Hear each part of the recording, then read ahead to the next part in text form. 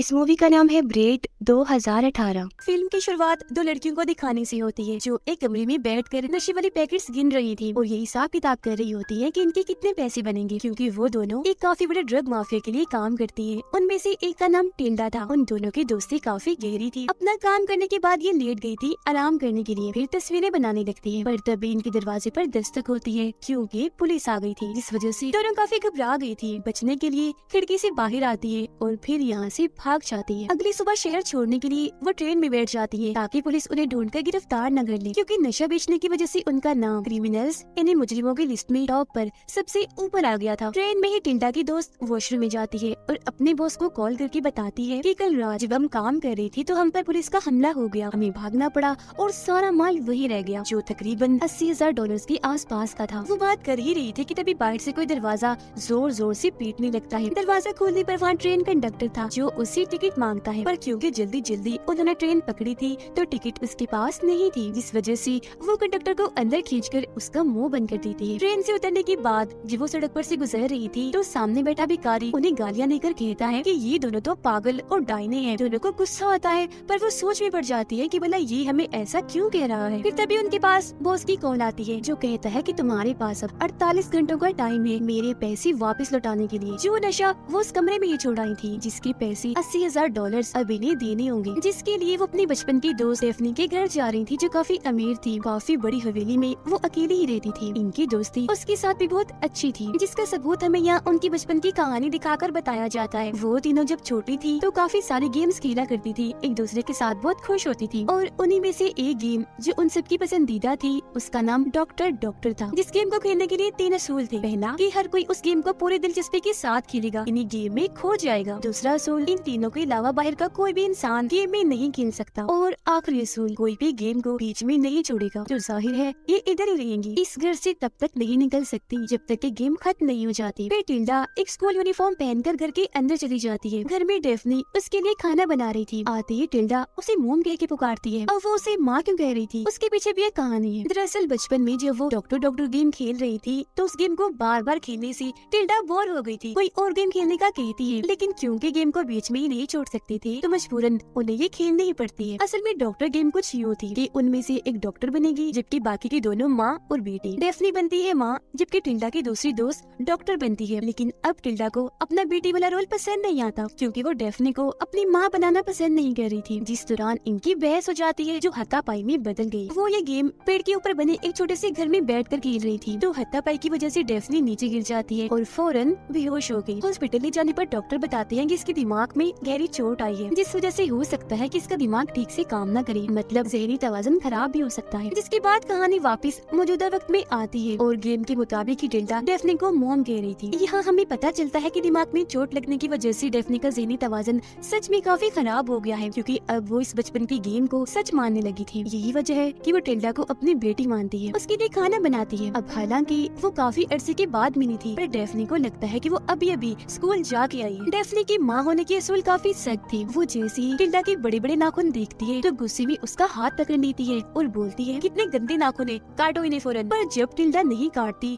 तो वो खुद ही कैंची लेकर काटने लगती है। लेकिन ठीक इसी वक्त कोई दरवाजे की बेल बजा देता है जो इनकी दोस्त थी जो डॉक्टर का रोल कर रही थी। अब भी वो एक डॉक्टर बनती है, उनके घर में आती है। डेफनी यहाँ उसे बताती है कि मेरी बेटी को बहुत खांसी हो रही है, डॉक्टर साहिबा जरा देखिएगा क्यों खांसी ठीक नहीं हो रही। जिस पर डॉक्टर उसका चेकअप करती है और इलाज करते हुए उसके घुटने पर एक हथौड़ी मारती है जिससे उसे काफी दर्द हुई। वो जोर से चिल्लाती है। अब टिल्डा और उसकी दोस्त ये अजीब हरकतें इस वजह से कर रही थी, मतलब गेम खेलने पर मजबूर वो इसलिए थी क्योंकि इसके पीछे वजह थी। असल में डेफनी के घर में एक ऐसी खुफिया तिजोरी है जिसके अंदर बहुत सारे पैसे हैं, तकरीबन लाखों डॉलर्स। पर क्योंकि डेफनी का ज़हनी तवाज़ुन तो ठीक नहीं है तो पैसों की उसे कदर नहीं है न ही जरूरत। और क्योंकि टिल्डा और उसकी दोस्त को अगली 48 घंटों में $80,000 का इंतजाम करना था, इसीलिए दोनों यहाँ उस तिजोरी से पैसे लूटने के इरादे से आई थी। उसके साथ गेम खेलकर बेटी और डॉक्टर का रोल करेंगे ताकि डेफनी को शक न हो, ताकि थोड़े वक्त और यहाँ रुकी वो अपना मिशन पूरा करने चोरी करके भाग जाए।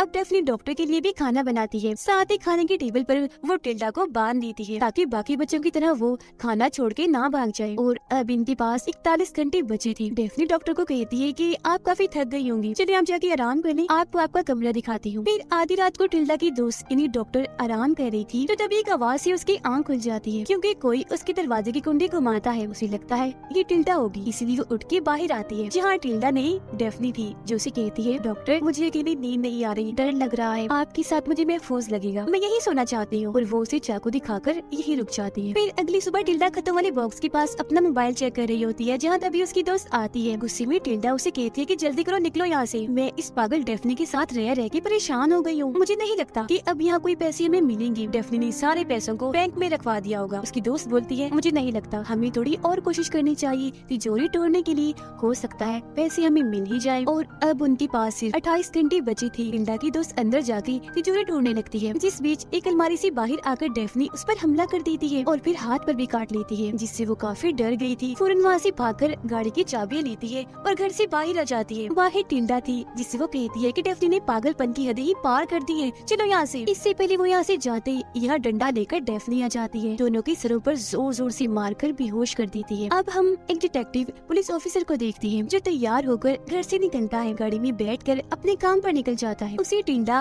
और उसकी दोस्त के नशे वाले केस पर छानबीन करने का काम मिलता है। उधर डेफनी ने टिल्डा और उसकी दोस्त को बांध दिया था, रस्सियों के जरिए नहीं बल्कि ब्रेड्स यानी बालों वाली चोटियों से, हाथ भी मुंह भी जिस्म भी सब उन्हें से बांधा हुआ था। डेफनी पूरी तरह पागल होकर उन दोनों से बात कर रही थी। ठीक इसी वक्त दरवाजे पर कोई आता है। डेफनी जाके चेक करती है तो वहाँ डिटेक्टिव था। वो उसे बताता है कि आपके पड़ोसियों ने शिकायत की है कि आधी रात को आपके घर से किसी लड़के के चिल्लाने की आवाज आती है। इस पर डेफनी कहती है मैं इस पूरे घर में अकेली रहती हूँ, शायद एक दो बार डर की वजह से मार दी होगी चीख मैंने। वो फिर अंदर आता है छानबीन करने के लिए, घर का सामान चेक करने लगता है जहाँ उसे इन तीनों की बचपन की तस्वीर मिलती है, जो देखकर डिटेक्टिव उससे पूछता है कि मैं इन दोनों लड़कियों को जानता हूँ, क्या तुम बता सकती हो कि इस वक्त ये दोनों कहाँ होंगी। डेफनी जवाब देती है जी नहीं, मुझे इन दोनों के बारे में कुछ नहीं पता। अब डिटेक्टिव इन तीनों को इसलिए जानता था क्योंकि बचपन में जब डेफनी गिरी थी तो उस हादसे में डिटेक्टिव ने ही पूछताछ की थी। वो उनकी गहरी दोस्ती के बारे में भी जानता था, इसीलिए वो दोबारा पूछता है कि ठीक से याद करके बताएं वो कहाँ मिल सकती है, क्योंकि उसे शक था कि हो ना हो वो दोनों लड़कियाँ इसी घर में ही है। जिस बात से डेफनी को गुस्सा आ गया था और वो अपने मुंह से ये निकाल देती है कि वो दोनों गायब है, जिससे डिटेक्टिव का शक यकीन में बदल जाता है कि वो इधर ही है। ठीक इसी वक्त अचानक ऊपर से आवाज आती है तो वो चेक करने ऊपर जाने लगता है, लेकिन डेफनी उसे रोक देती है, कहती है कि आप मेरे घर की तलाशी नहीं ले सकते ऐसे, पहले अपना लाइसेंस दिखाएं। लेकिन फिलहाल क्योंकि उसके पास लाइसेंस नहीं था तो वहाँ से जाने लगता है, पर जाते जाते वो कहते हैं कि अगर वो दोनों लड़कियाँ इस घर में है तो मैं लाइसेंस के साथ वापस जरूर आऊंगा, क्योंकि वो सच में गायब है और उनका नाम क्रिमिनल्स वाली लिस्ट में टॉप पर है। ये सुनकर डेफनी ऊपर जाती है और घर के सभी दरवाजों को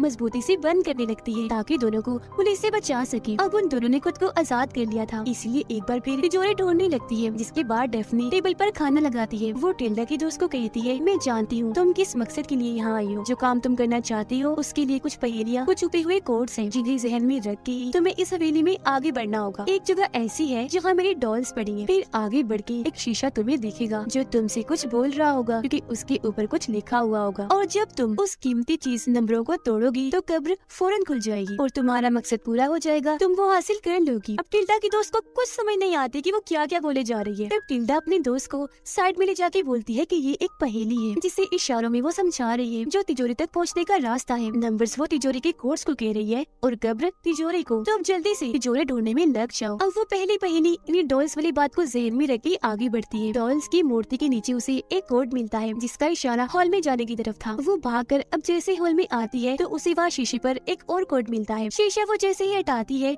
तो एक पेंटिंग के पीछे उसे तिजोरी मिल ही जाती है, जिसके बाद वो उन सभी कोड्स को नंबर में बदलकर तिजोरी पर लगाती है, जिससे आखिरकार वो खुल ही जाती है, जिसके अंदर सच में बहुत ज्यादा पैसे थे। सभी पैसों को बैग में भर के वो टिल्डा के पास आती है और कहती है कि मुझे पैसे मिल गए हैं, हम आज रात यहाँ से निकल जाएंगे।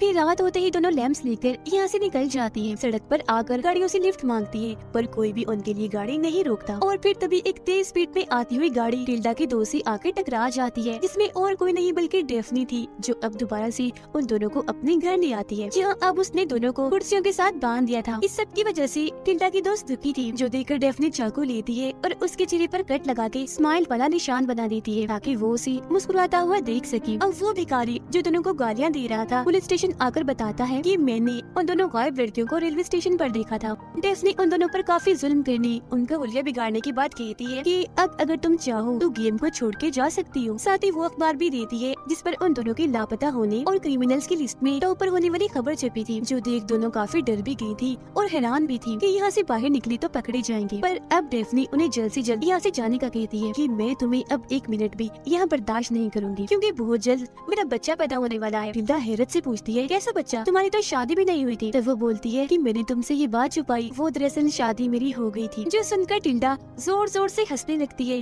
कि भला इस पागल से किसने शादी कर ली। पर उसकी दोस्त के दिमाग में एक आइडिया आता है। वो फौरन उठ खड़ी हुई, क्योंकि वो डेफनी के पागलपन को अपने फायदे के लिए इस्तेमाल करने का सोचती है। बोलती है, सुनो मेरी बात डेफनी, अगर तुम्हारा बच्चा होने वाला है तो तुम्हें फौरन अभी की अभी सर्जरी की जरूरत है, जिसके लिए वो भी मान जाती है और ये दोनों भी उसे लिटा देती है सर्जरी के बहाने जान से मारने के लिए। उन्होंने ऑपरेशन वाले सारे औजार भी ले लिए थे, साथ ही सर्जन वाले कपड़े भी पहन लिए थे। और अब जैसे वो औजार से उस पर वार करने वाली थी कि तभी यहाँ डिटेक्टिव आ जाता है, जिन पे गन पॉइंट करके पीछे हटाता है और नीचे बैठने का कहता है। वो जब दोनों के पास जाता है तो डेफनी उठ खड़ी होती है और डिटेक्टिव के पेट में चाकू घुसा देती है। जख्मी होकर वो जैसे ही नीचे गिरता है, ये तीनों टांगों से मार मार कर उसका बुरा हाल कर देती है। फिर उसकी लाश को एक कवर में पैक करके बाहर जमीन खोदकर वहाँ गाड़ देती है। सबूत मिटाने के लिए उसकी गाड़ी को तालाब में फेंक देती है, जिसके बाद वो तीनों एक ही जैसे कपड़े पहन के खाने के टेबल पर बैठ जाती है। काफी खुश लग रही थी और मजे से अपना खाना एंजॉय करने लगती है। अगली सुबह जब किसी काम से टिल्डा की दोस्त बाहर आती है तो उसे वहाँ डिटेक्टिव दिखता है, जिसकी हालत काफी खराब थी, खून में लथपथ था, डरावना लग रहा था। टिल्डा की दोस्त पर हमला कर देता है, पर वो काफी घबरा जाती है,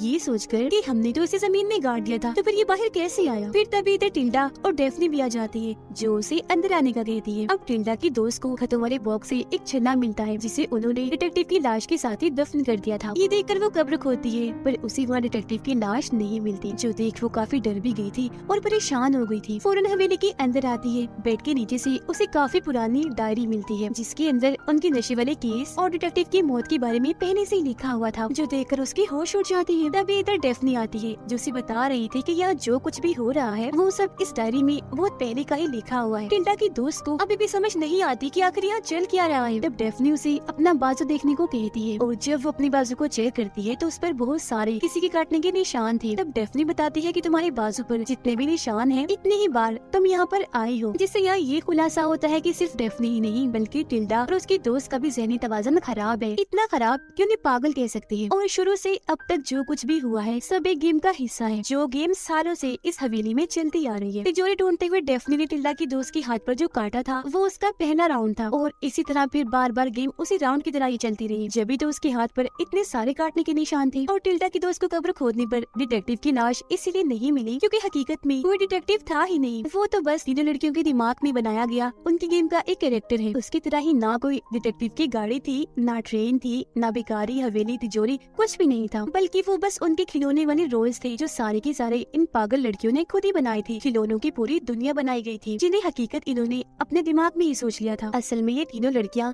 कपड़े की बनाए हुए एक टेंट में बैठी है। सब कुछ टेंट में उन्होंने इसलिए सोच लिया क्योंकि उनके मुताबिक बाहर की दुनिया बेकार है। और अब हमें दोबारा से एक बूढ़ी औरत दिखाई जाती है, जो कि डेफनी थी, और बाहर से टिल्डा पहले की तरह स्कूल से वापस आती है, पर अब वो दोनों काफी बूढ़ी हो चुकी हैं, जिसका मतलब था कि अब इस पागल गेम को चलते चलते उनकी पूरी